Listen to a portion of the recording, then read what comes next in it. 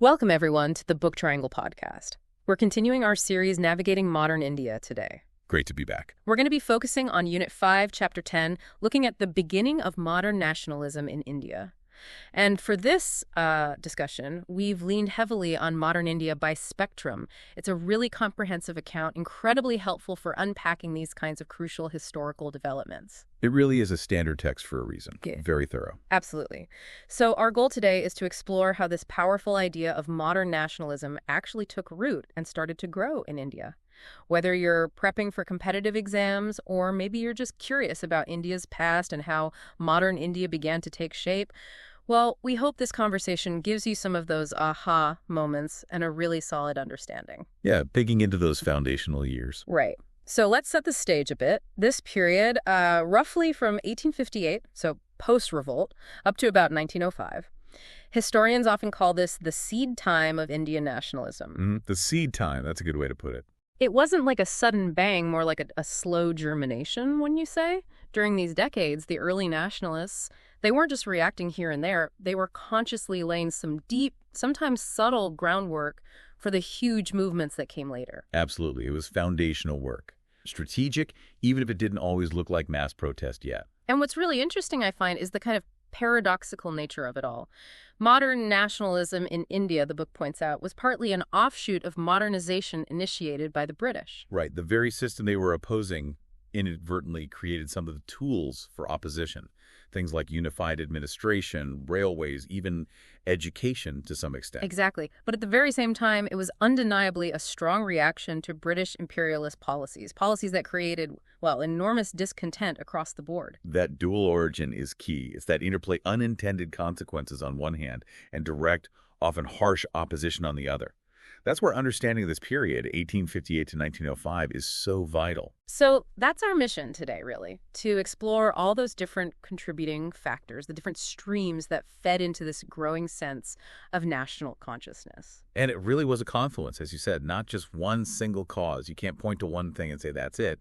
It was a whole mix of elements coming together. Okay, so let's start breaking down those elements, those catalysts for change. Where should we begin? Maybe with the core conflict. I think that makes sense. The fundamental clash of interests. Right. The economic side of things. There was this growing realization, wasn't there, among Indians from all walks of life, that colonial rule was the major cause of India's economic backwardness. Yes. This wasn't just a feeling. It became a core understanding. It wasn't fate. It wasn't inherent backwardness. It was the system of colonial rule itself. And this wasn't just, intellectuals debating it. It hit everyone. Peasants facing crushing land revenue demands, artisans whose livelihoods were wiped out by cheap British imports. Handicraftsmen, industrial workers in terrible conditions, even the emerging Indian capitalists who found their businesses deliberately stifled. And the intellectuals, of course, started to articulate this. It was the sense that no matter who you were, peasant, worker, intellectual, capitalist, your economic interests were fundamentally opposed to the colonial setup. Exactly. This shared economic grievance became a very powerful unifying force. It cut across region, religion, caste.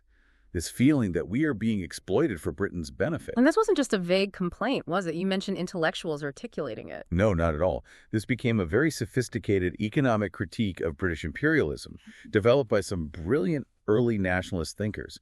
People like Dadabhai Naoroji, the Grand Old Man of India, M.G. Ranade, G.V. Joshi, R.C. Dutt, G.K. Ogokow. A whole generation. What was the core of their argument? They meticulously exposed the adverse economic aspects of alien rule. They used data, statistics, logical arguments, and the most famous concept they developed was the drain of wealth. Ah, yes, the drain theory. Explain that a bit for us. Essentially, they demonstrated how India's resources, raw materials, food grains, taxes collected, even the salaries paid to British officials in India, which were often sent back to Britain, were systematically flowing out of India to Britain, without any adequate economic return for India itself. It was a one-way street. So wealth being literally drained away. Precisely. And the brilliance of this concept was its simplicity, its resonance. As Spectrum puts it, the concept of drain on, one country taking away wealth from another country, was easily grasped by a nation of peasants for whom exploitation was a matter of daily experience. Right. They understood having the fruits of their labor taken away. Exactly. It connected the abstract national level drain to their own lived reality of exploitation. And this did something profound. It helped to expose the myth of its moral foundations. The British claim that they were ruling India for its own good, for its upliftment. It shattered that benevolent image. Completely. It showed very clearly that India was poor because it was being ruled for British interests. This wasn't just an economic argument, it was a massive ideological blow. It shifted the blame, provided a clear reason for poverty, and gave a powerful rallying cry for self-rule. Okay, so that economic critique is a huge piece. Now, you mentioned earlier how British actions inadvertently help things along. Let's talk about the unification aspect. Political, administrative, economic. Yes, this is one of those great historical ironies. The British, in their drive to consolidate power and rule efficiently, ended up creating a more unified India than had perhaps ever existed before. How so? I mean, India was always a diverse place with many kingdoms. Absolutely. But the British, over about 80 years, say, from the mid-18th century, maybe starting around 1740 with the Anglo-French Wars, or definitely after Plassey in 1757, they systematically replaced that patchwork of regional powers with a single centralized political and administrative structure. One government, one set of rules, basically, across most of the subcontinent. Pretty much. Their goal wasn't Indian unity, of course. It was efficient control, resource extraction, military deployment. But the result was a level of political and administrative integration that was unprecedented. So how did that work on the ground? What were the mechanisms? Well, several things. First, the centralized administration itself, common laws, a unified judicial system, a single bureaucracy, standardized administrative procedures. Whether you were in Punjab or Madras, you increasingly dealt with the same kind of governmental structure. Creating a shared experience of being governed, even if it was by foreigners. Precisely. Then there was the infrastructure development. Railways, roads, the telegraph, a unified postal system, again, built primarily for British military and commercial interests, moving troops quickly, getting raw materials to ports, sending manufactured goods inland. But it connected India in new ways. Dramatically so. The source uses a striking phrase. The armor of the isolated, self-sufficient village was pierced by the steel rail and its lifeblood ebbed away. Wow, that paints a picture. It does. It shows how these new connections broke down old isolations. People could travel more easily, communicate across distances. Nationalist leaders could tour the country. Ideas could spread through pamphlets sent by post. Newspapers could reach wider audiences. So the tools of control became tools of connection and eventually resistance. Exactly. This shared infrastructure, coupled with the shared experience of being ruled by the same foreign power, under the same laws, facing the same economic policies, it all inadvertently fostered a sense of shared identity. We're all under British rule. We face similar problems. That was a crucial step towards thinking of India as a single entity. Okay, moving from physical connections to sort of intellectual and emotional ones, the role of the press and literature seems absolutely critical in this period. Oh, immensely so. You see this explosion of newspapers from the second half of the 19th century. And these weren't just passive reporters of news. They were powerful platforms for nationalist ideas, for critiquing the government, for shaping public opinion. And many of the early nationalist leaders were journalists themselves, weren't they? Remarkably so. The book notes that nearly one-third of the founding fathers of the Indian National Congress in 1885 were journalists. That tells you something about the centrality of the press in this early phase. So who were some of these key publications and figures? Well, there were so many influential ones. You had the Hindu, started by people like G. Subramani Iyer, often known for its measured but firm tone. Then Bal Gangadhar Tilak's papers, Kesari in Marathi, and Maratha in English, much more fiery, very influential in Western India. Tilak was known for his assertive stance. Absolutely. Then there was Surendranath Banerjee as Bengali, a very important voice in Bengal. The Amrita Bazar Patrika, famously started by the Ghosh brothers, Sisir Kumar and Motilal, which cleverly switched to English overnight to avoid the Vernacular Press Act. Classic story. Isn't it? You also had Gopal Krishna Gokhale's Sudarak, N.N. Sen's Indian Mirror, Dadabhai Naoroji's Voice of India in London, G.P. Varma's Hindustan and Advocate. The list goes on. These papers were educating people, debating issues, and building a shared political vocabulary. And it wasn't just within India, right? There was activity abroad, too. Yes, that's crucial. Indian nationalists living overseas used the press to mobilize support and keep the diaspora connected. Shyamji Krishna Varma's Indian Sociologist in London, Madame Kama's Bande Matram from Paris, Virendranath Chattopadhyay's Talwar in Berlin, and Lala Hardyal's Gadar from San Francisco. These publications aimed to infuse a feeling of nationalism among Indians living abroad.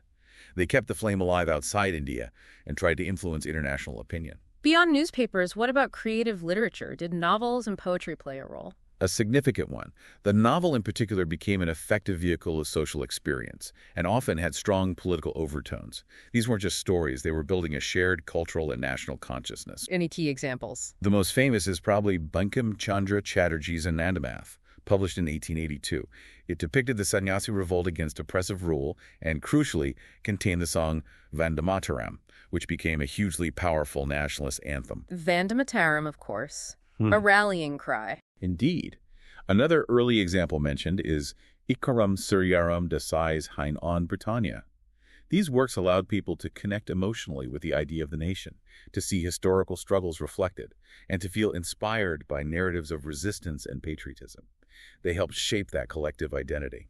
Now, this might seem counterintuitive, but what about the role of Western thought and education itself? Introduced by the British, but did it backfire on them? Massively. It's one of the great paradoxes of the era.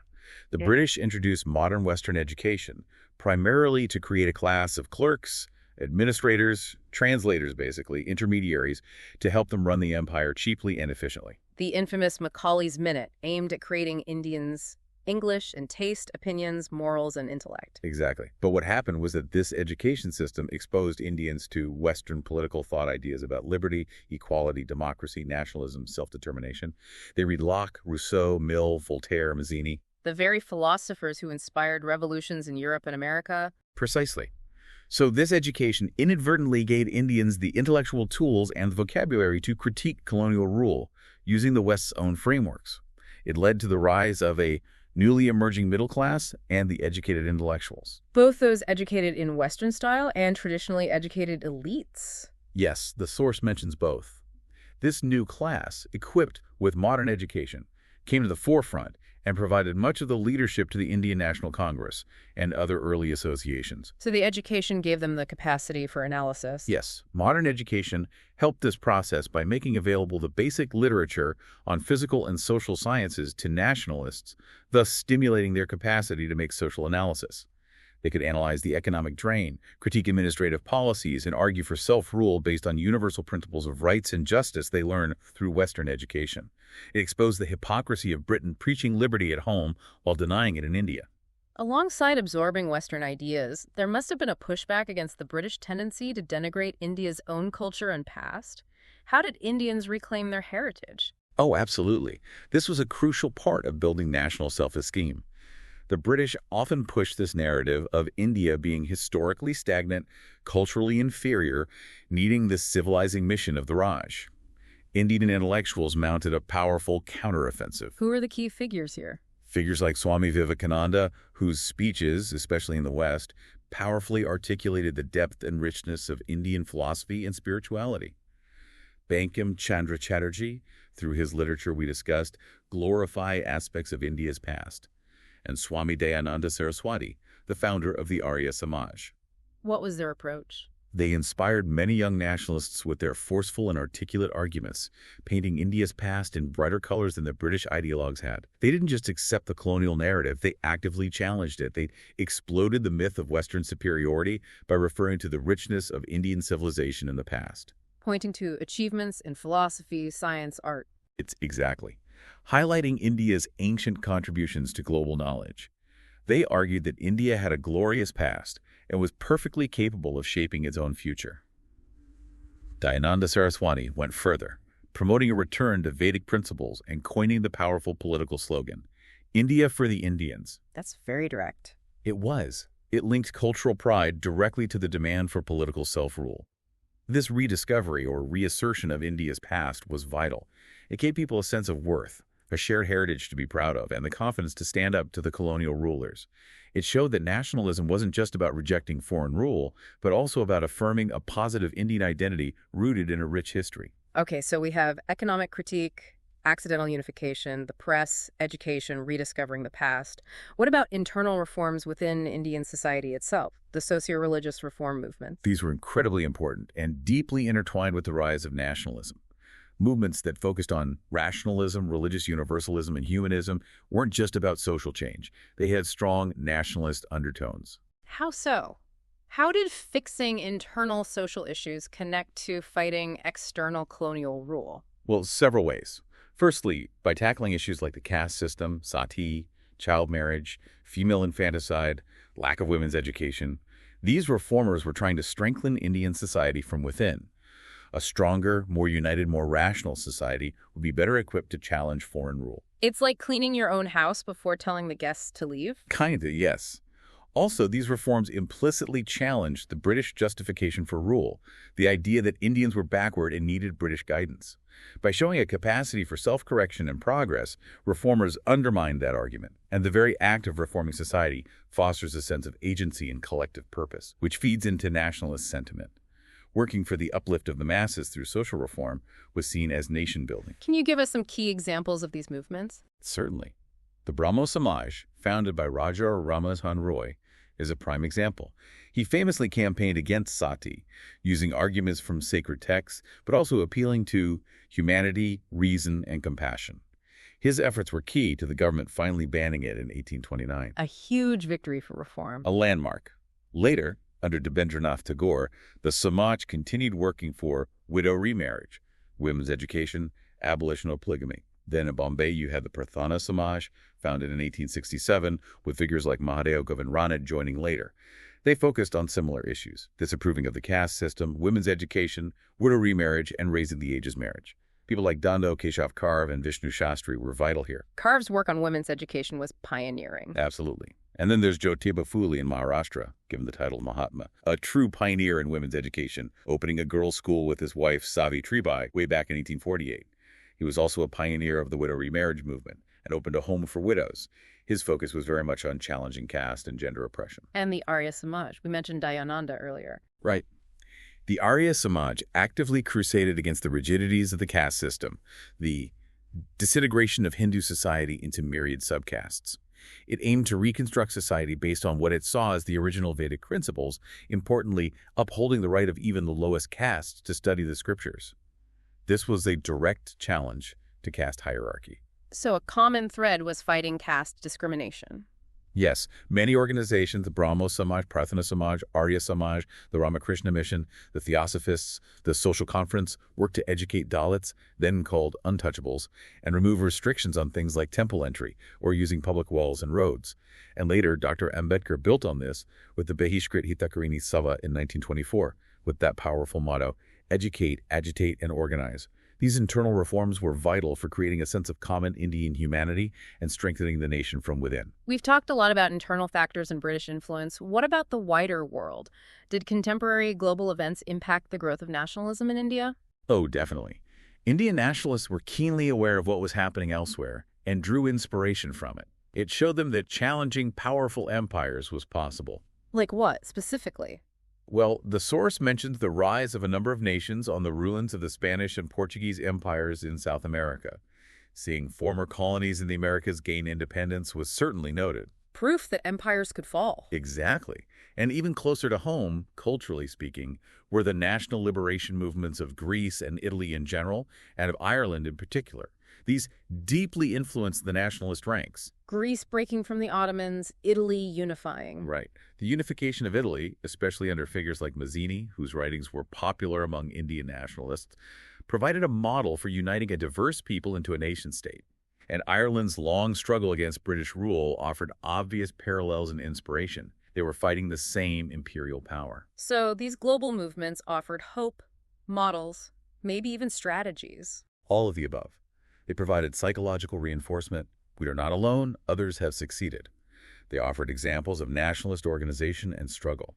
It connected India's fight to a larger global trend of national self-determination. Okay, turning back to the British actions themselves. We mentioned their policies could be reactionary. Can we delve into that a bit more? How did specific British policies and, frankly, their attitude fuel the fire? This is crucial. Sometimes the most effective recruiting sergeant for nationalism is the oppressor themselves. The reactionary policies and racial arrogance of rulers were constant irritants, constantly reminding Indians of their subordinate status and the unfairness of the system. What are some prime examples? The Indian Civil Service Act of 1861 is a good one. On paper, it seemed to allow Indians entry, but the practical rules exams held only in London, in English, with a very low age limit that kept getting reduced, made it incredibly difficult for Indians to compete. It ensured the higher services remained a close preserve of the colonizers. Deliberate exclusion, basically. It certainly felt that way to educated Indians who were qualified but shut out. Then there was the pervasive European supremacy in all spheres. Indians were systematically kept out of law and policy-making bodies and senior positions in the military and administration. In the Army, strict ratios were maintained, and Indians couldn't become officers until much later, around 1918. A clear lack of trust and belief in Indian capability. Underlying all this was a deep-seated racial arrogance. The source states bluntly that the subject races, even the most sophisticated and educated amongst them, were regarded as and made to feel inferior to the ruling caste. This wasn't just policy, it was about daily interactions, casual contempt, institutionalized discrimination that Indians faced constantly. This created a deep, burning sense of humiliation and resentment. And specific actions by viceroys like Lord Curzon. Yes, Curzon's tenure, 1899-1905, was particularly provocative. Things like the Official Secrets Act, tightened control over universities with the Indian Universities Act. These were seen as attacks on freedom of expression and autonomy. And of course, the biggest one, the Partition of Bengal in 1905. Seen as a classic divide-and-rule tactic. Absolutely. Though presented as administrative convenience, it was widely perceived as an attempt to break Bengali unity and weaken the growing nationalist movement there by dividing Hindus and Muslims. These kinds of actions created a sharp reaction in the Indian mind and really confirmed the basically reactionary nature of British rule. It pushed many who might have been moderate towards more active opposition. So, with all these factors brewing, economic hardship, unification, new ideas, rediscovery of the past, reforms, global inspiration, and British provocation, the stage was set for organized political action. Before the big one, the Indian National Congress in 1885, there were earlier groups, right? Yes, absolutely. The Congress didn't emerge from nowhere. There was a preceding phase of political associations, mostly regional, that laid crucial groundwork. What were these early associations generally focused on? What were their common goals? They tended to be dominated by educated, middle-class professionals, lawyers, journalists, doctors, teachers. Their methods were usually moderate. Petitions, memoranda, public meetings, articles in the press. They focused on specific administrative and political reforms. The source highlights organizing campaigns for things like the Indianization of government service, getting more Indians into the administration, and lightening of the financial burden on the people, tackling issues like high taxes and the economic drain. So, practical, achievable goals within the system, mostly. Largely, yes, in this early phase. They were learning how to organize, how to articulate demands, how to mobilize opinion, albeit often among the educated classes initially. They were testing the waters of political action. Okay, let's look at some specific regions. What about Bengal, a major center of activity? Well, it's interesting. While Bengal was undoubtedly a hub of intellectual and political ferment, with figures like Surendranath Banerjee very active, the source material we're focusing on for this chapter specifically doesn't list the names and details of the pre-1885 Bengali associations under that particular heading. It acknowledges their existence, but doesn't elaborate in that specific section. Okay, fair enough. We stick to the source. What about Bombay? Bombay had some very significant ones. The key association mentioned is the Bombay Presidency Association, established in 1885, the same year as the Congress. Who are the key figures there? Three very prominent names: Badruddin Tiaji, who would later be the first Muslim president of the Congress; Feroz Shah Mehta, a major figure in Bombay politics, known as the Lion of Bombay; and K.T. Telang, a noted jurist and reformer. These were leading lights of the Bombay elite, giving a strong voice to Western India's concerns. And Madras, any similar developments in the South? Yes, indeed. The Madras Mahajan Sabha was founded a year earlier in 1884. And the leaders there? Again, influential figures: M. Viragavachari, B. Subramania Iyer, both connected with the founding of the Hindu newspaper, and P. Anandacharlu, who also later became a Congress president. So parallel developments across the presidencies, led by similar kinds of educated elites. Exactly. These regional associations were crucial stepping stones. They brought people together, formulated demands, gained experience, and created networks that would prove vital when the Indian National Congress was formed to provide a national platform. And these associations weren't just talking shops. They ran actual campaigns, you mentioned. Can you give us a bit more detail on those pre-Congress campaigns? Right, they were trying to achieve concrete changes. Two examples highlighted are, first, the campaign for imposition of import duty on cotton in 1875. Ah, protecting Indian textiles. Precisely. British machine-made goods were flooding the market duty-free, destroying local industry. So these associations agitated for tariffs on British imports to give Indian producers a fighting chance. It was a key economic nationalist demand. Did they succeed? Success was often limited or delayed, but the campaign itself raised huge awareness about how colonial trade policies were harming India. It unified producers, artisans, and even consumers against these policies. And the second campaign? The campaign for Indianization of government service, which was particularly strong around 1878-79. This was a constant demand challenging the effective British monopoly on higher administrative posts. Fighting the racial discrimination in the ICS? Exactly. They argued for simultaneous exams in India and England, raising the age limit, basically making it a level playing field.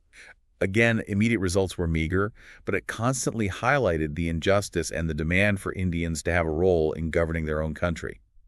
These campaigns, even if not fully successful initially, were vital in building momentum, training leaders, and mobilizing opinion for the bigger national struggle to come. Right. So as we've unpacked today, it's clear that the start of modern nationalism in India wasn't simple. It was this really complex tapestry, wasn't it? Woven from so many different threads. Definitely. You had the economic exploitation that created a shared sense of grievance.